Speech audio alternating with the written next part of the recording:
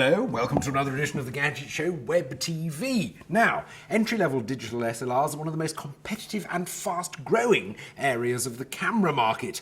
Manufacturers hope to hook you onto their systems for life with that first purchase, which is why, probably, Nikon, only 10 months after they launched the D40X, my favourite entry-level digital SLR, they've chosen to replace it with this, the D60. It's not a revolution, it's more a series of minor improvements, but are they enough to keep it on top? I think one of the most important things for most buyers will be the fact that Nikon has now incorporated vibration reduction in the standard kit lens that comes with the D60. Vibration reduction is a way to reduce camera shake, particularly in dim conditions, and I find it gives you about 3, possibly even 4 times as long a shutter speed. Now, it's a response to the fact that some manufacturers have actually incorporated vibration reduction systems in the camera body, but I think Nikon's system in the lens works just as well. Another improvement is that they've incorporated a dust reduction system.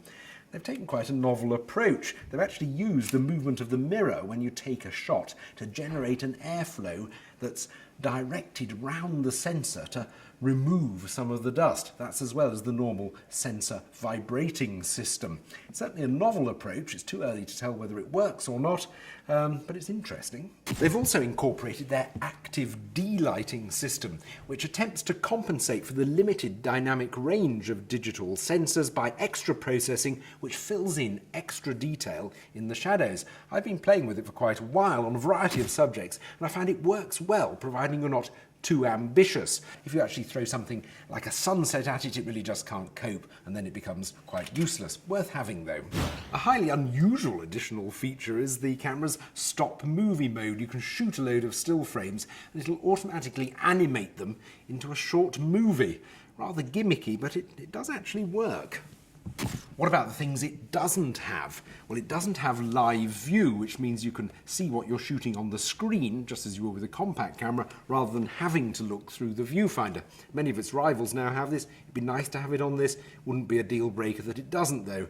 It also still only has 10.2 megapixels, but then again, 10.2 megapixels are more than adequate. One thing it would have been nice if it had was more focus points. Looking through the viewfinder, you can only choose between a left, a centre, or a right. Many of its rivals now have a lot more than this, and that would have been a worthwhile improvement.